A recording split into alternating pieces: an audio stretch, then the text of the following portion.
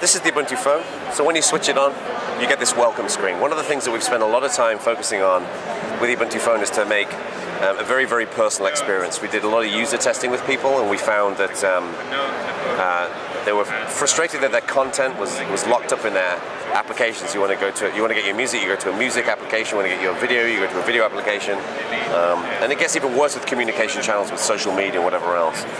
So the Ubuntu phone is personal from the moment you switch it on. You see the number of tweets that you've received, how many missed calls you might have had, any voicemails you may not have checked.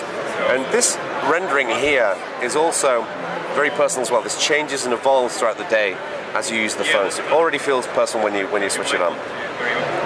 The goal that we had here was to produce a phone that doesn't use any hardware buttons. So you should just have a button on the right-hand side for unlocking the screen. So what we've done is we've hot-rodded each of the edges of the phone with functionality, so we don't have to use hardware buttons. So for example, if I slide from the left, here I can see these are my most commonly used applications that I might be using. We found that most people use 3 to 5 applications on a regular basis, so that provides quick access to them. So if I slide this out again, at the bottom here we've got the Ubuntu button. If I tap that, this takes me home. And the home screen is where we want to integrate content that people own as well as they can access into the phone itself.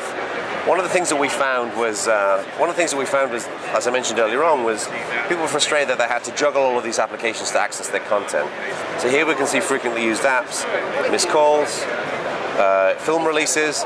And these film releases, as an example, these will be recommendations based upon your viewing interests. So if you watch a lot of comedy, it'll recommend a lot of comedy to you. Same thing with music. And for example, when you buy music, if you buy an album here, it syncs that music to your Ubuntu One personal cloud, which is synced across all of your Ubuntu devices.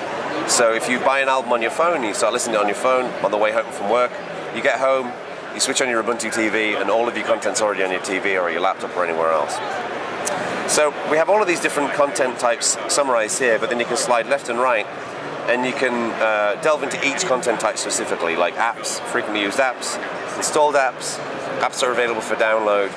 You could use this search function up here, for example, to search for Angry Birds, and it will update this view and show any applications that match that search term that are installed or available to download. So if you don't have Angry Birds installed, you can just tap it in available to download, and it will kick off the download process. That means you can install apps without even having to go to an app store. We will ship an app store, but that's primarily going to be for browsing applications and ratings and reviews and that kind of stuff. So we have applications, we have videos. I'm going to slide back here. Home is obviously the summary. We've got people and music. These are the kind of content types that people really care about. Now, one of the things we've also focused on is blurring the line between the web and the native device. We found that a lot of people on their desktop or on their phone use a mixture of native applications as well as web applications. But these web applications are trapped inside of the tabs in the web browser. And we wanted to break down that barrier. So for example, with Google Calendar, I don't want to go to Google Calendar to see my calendar. I want to see my calendar in my phone calendar or my desktop calendar. So this is a good example of this. This is almost like the address book on most phones. We can see a list of contacts. And then as an example, if I type Florian, as I tap Florian, we can see we've got Florian's latest Facebook message is right here. So I could tap that, and then that would take me to the mobile Facebook page, and I could go and respond to the message right there. So this provides really, really nice integration of the web into different parts of the native phone operating system. Now obviously we also want to support native apps as well. So if I come out here and I tap the gallery, I can see this is the gallery application. This provides a really clean view of all my pictures and videos. So for example, I can slide over here. It's a really simple, sleek, organic interface. It's very much focused on content.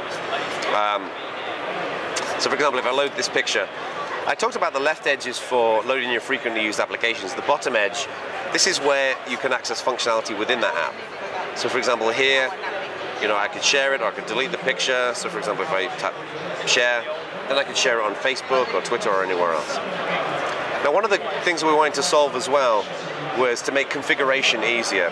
Typically in a phone, you need to get out of the application that you're using, you need to go to your list of apps, you select the settings, you select the tab, and you have to go through and select the setting that you want. We wanted to simplify this on Ubuntu phone. So these icons at the top, These are for the common areas that most people want to configure, such as networking, audio, that kind of thing. If I slide down from the top of the phone, then for example I can configure my date and time, and I don't have to move out of my application.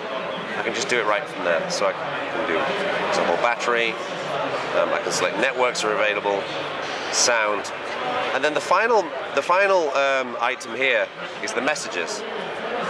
We found that people use different parts of the phone for different ways in which they communicate. They use a Facebook app for Facebook, they use the phone for the phone side of thing, their SMS list for their SMSs. We aggregate all of this in the same place. So all of your Facebook, your Google, your Twitter, your email, everything is here in one simple message view that you can just pull down from the top. So the right side of the phone is designed for multitasking. We want to make it really easy to flick between applications. So for example, we've got the gallery app open here. If I slide from the right, I can then slide over to the camera phone, and I can slide back to the gallery. It makes it really easy to flick between your apps. And if I want to get back home again, I just slide from the left, and I'm good to go.